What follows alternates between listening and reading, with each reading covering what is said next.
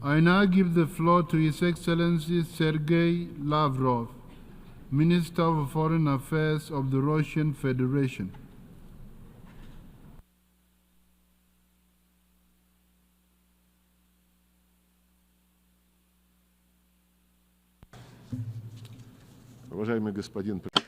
Distinguished Mr. President, ladies and gentlemen, a few days ago, within this building, the forum entitled The Summit of the Future took place. Russia showed understanding to the Secretary-General's idea to convene that summit, since the crisis of our organization is growing worse and something needs to be done about that. And we were involved honestly in the preparations for the summit, although quite frankly we didn't have any particular illusions about it. In the contemporary history of the UN, there have been many ambitious events that concluded with loud declarations that were quickly forgotten about. For example, in 2000, the Millennium Summit declared the task of freeing peoples from the scourge of war.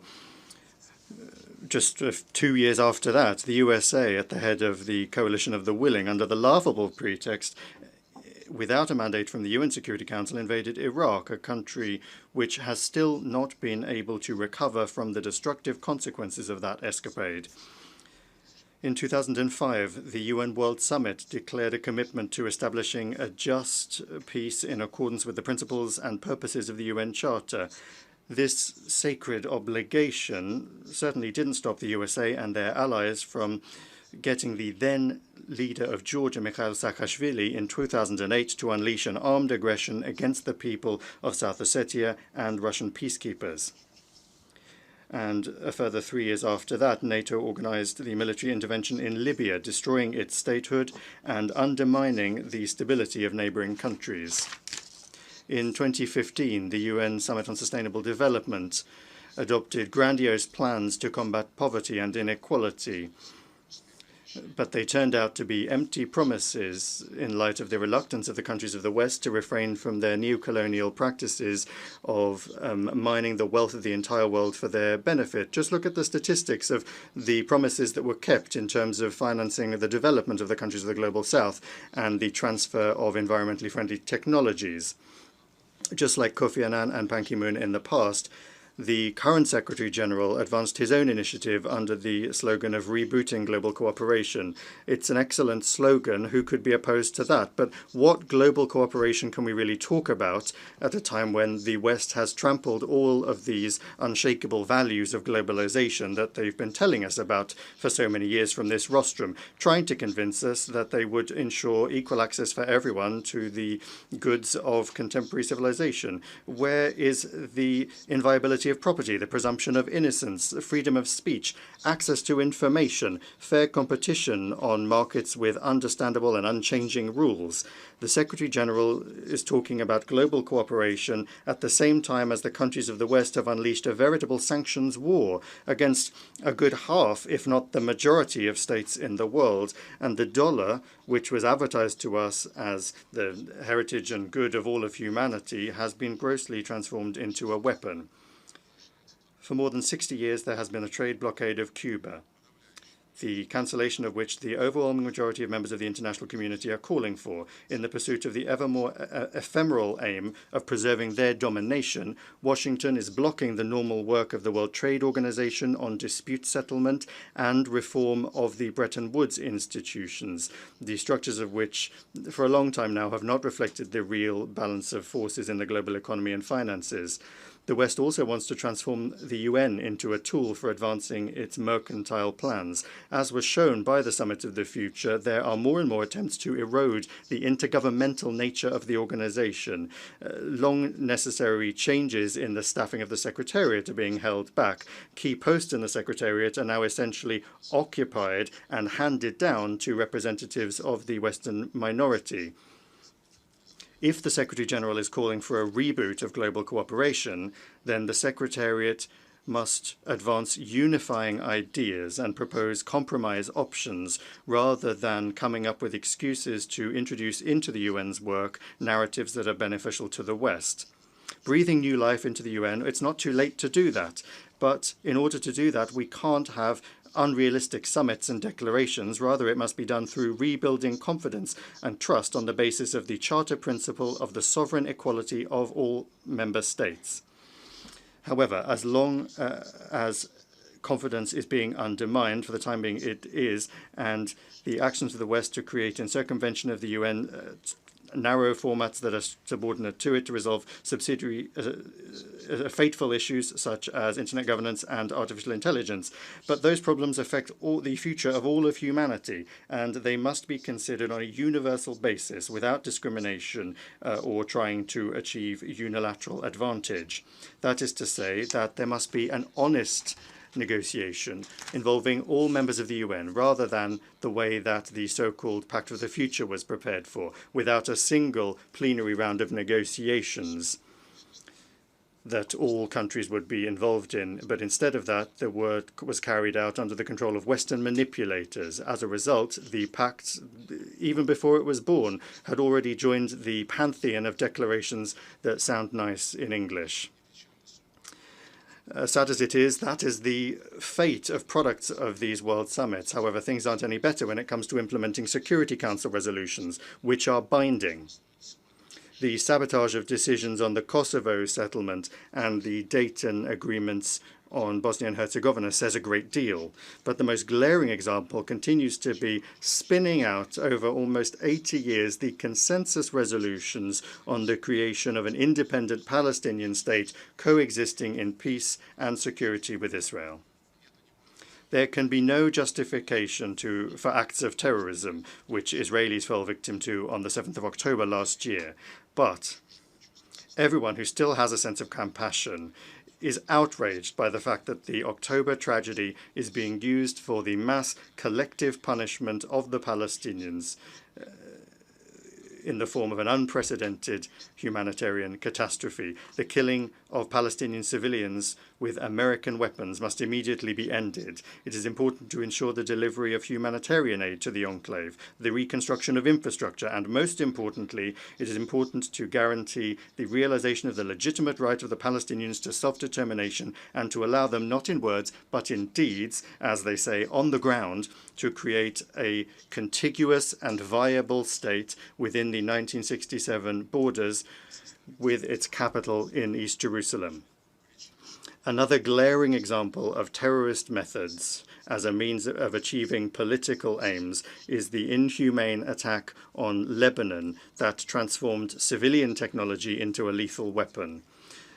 There must be an immediate investigation into this crime, but already we cannot remain silent in the face of the many publications in the media, including in Europe and here in the United States, that indicate to varying degrees the involvement and at the very least awareness of Washington when it comes to the preparation of that terrorist attack. And we understand that the Americans always deny everything, and they do everything they can to hush up any facts that come to light, as they did in response to the irrefutable evidence of their implication in the terrorist attack on the Nord Stream gas pipeline. Those gas pipelines, incidentally, were a marvelous symbol of that selfsame global cooperation that our Secretary General dreams of.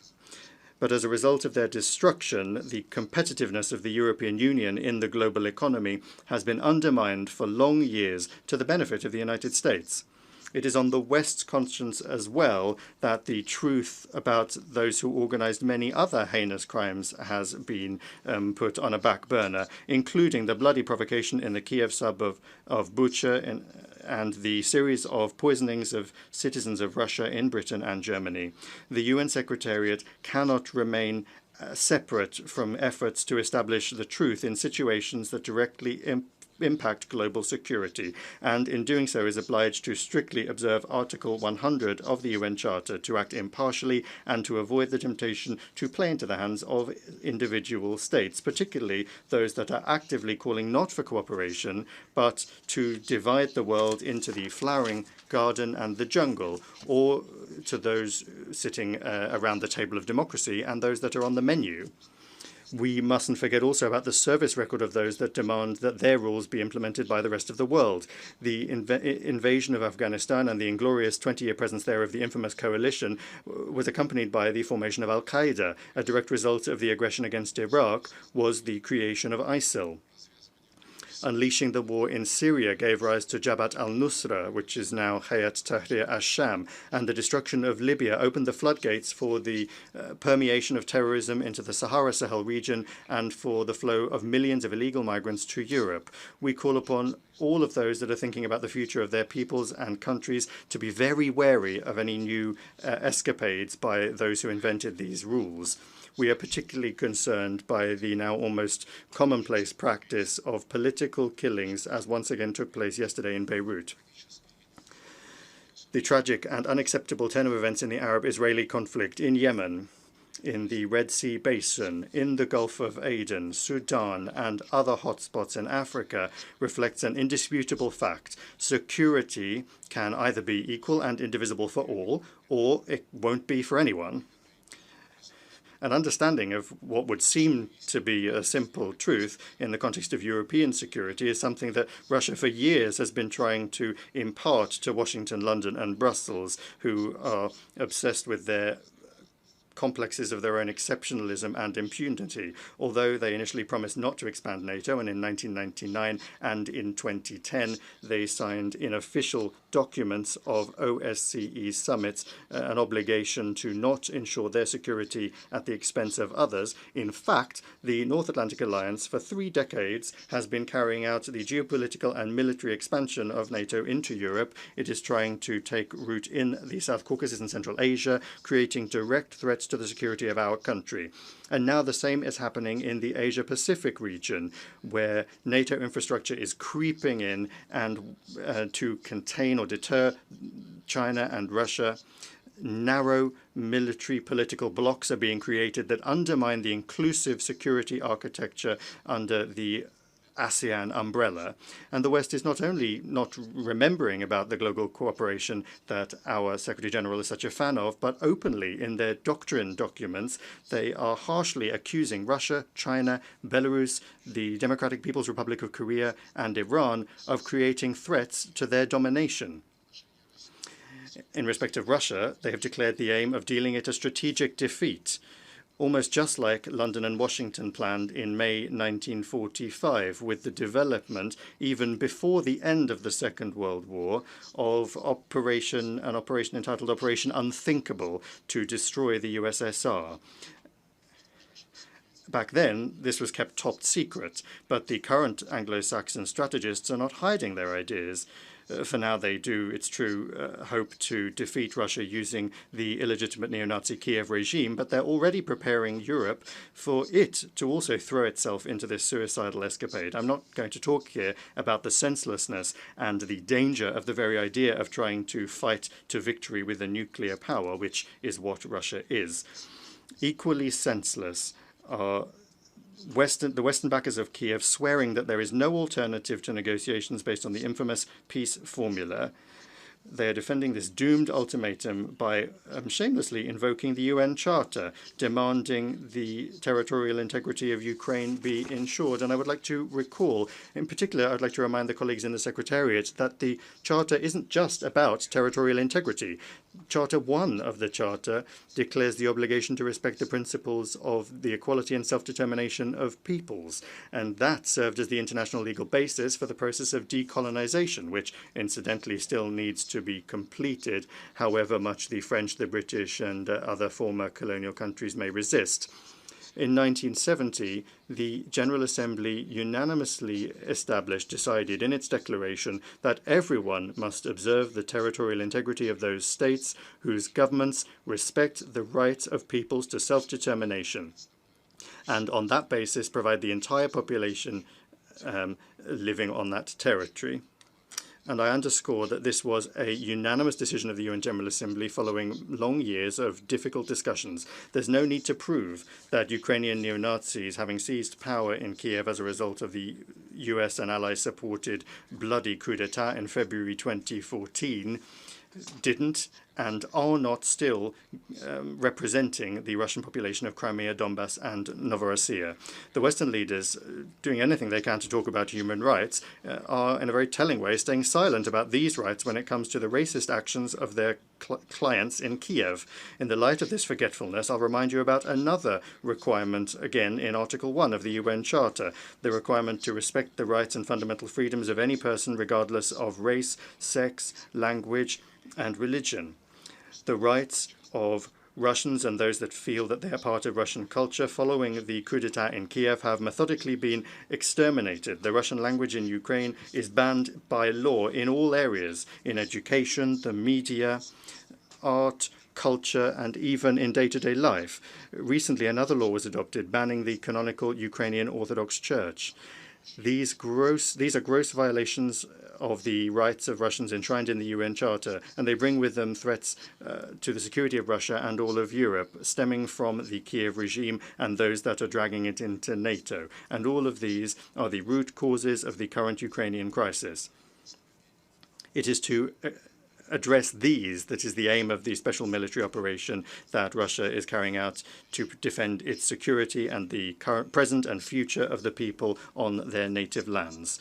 We value the sincere aim of a number of our partners to advance, out of the best interests, mediation initiatives. We value their constructive results focus, unlike the hopeless Zelensky peace formula. We call upon our friends in their further efforts to take into account in full the facts that I have mentioned about the real reasons of this situation, the real causes of this situation. Unless they are addressed,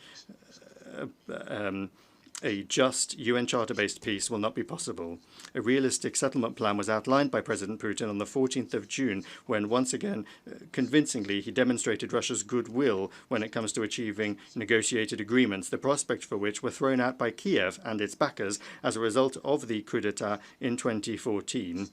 The disruption of the Minsk agreements in 2015 and the Istanbul agreements of 2022.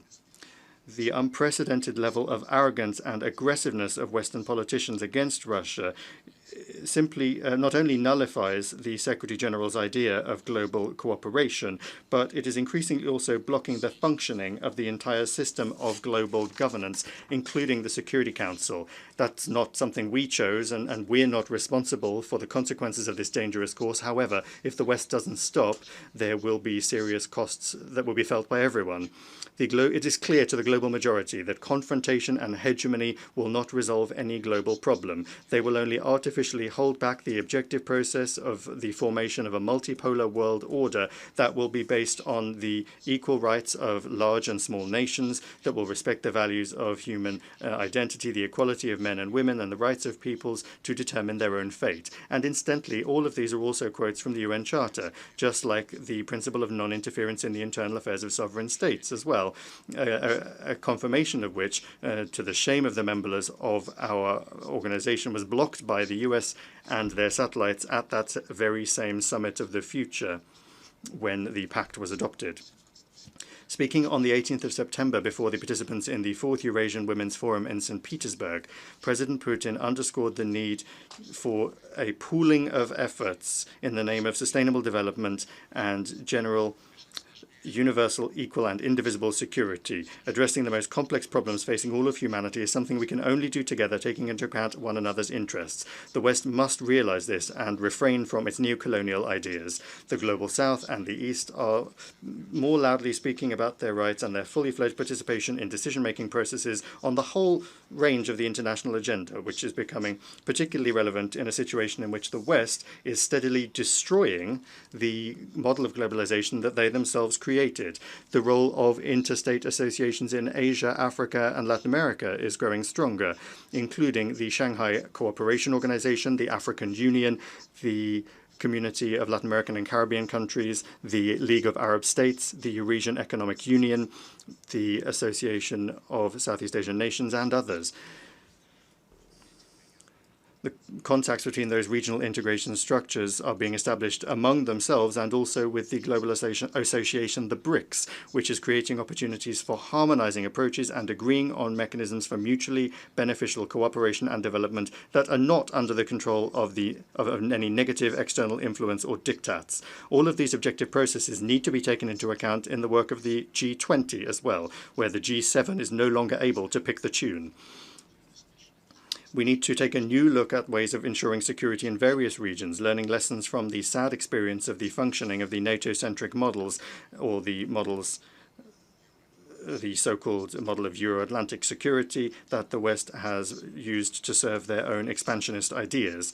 Russia advanced the initiative of forming an inclusive architecture of equal and indivisible security in Eurasia, which, and I wish to underscore this, is open for all states and organizations on our shared continent. We stand ready to work together to find mutually acceptable solutions, the use of interlinkages and the natural competitive advantages of a single Eurasian space. This will be the subject of an international conference in Minsk that begins on the 31st of October this year. We are not stepping away from dialogue with the West. In July, upon the proposal of Russia, there was an open debate in the Security Council on the subject of building a more just, more sustainable world order. We believe it is important to begin the discussion that has begun in the UN as well as in other platforms. With a fairer world order undoubtedly requires the expansion of the representation of the Global South in the UN Security Council.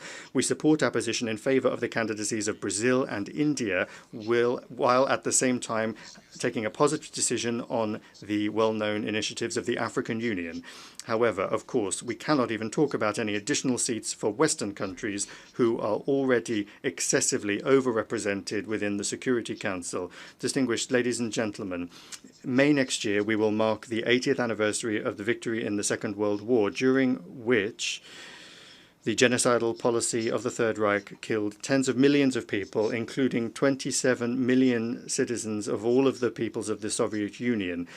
These crimes do not have a statute of limitations, nor is any moral justification for those who are trying to whitewash Nazi executioners, collaborators, and their current adherents, be it in Ukraine, the Baltics, Canada, or in any other countries. Today, the world is facing extremely serious challenges that require a joining of forces rather than confrontation and a thirst for global domination.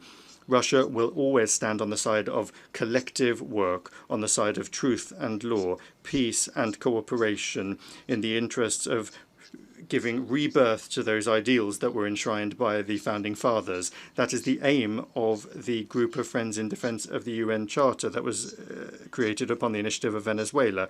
Its purposes and principles remain fully relevant. The most important thing is to make sure that absolutely everyone is guided by those principles, not selectively choosing from a menu, but rather in their entirety and as they are interlinked, including the principle of the sovereign equality of states. Then, working in favor of forming an honest balance of legitimate national interests, the legitimate national interests of all countries, we will be able to give life to the purpose of the UN that is enshrined in the Charter, to be a center for harmonizing the actions of nations. Thank you. I thank the Minister for Foreign Affairs of the Russian Federation.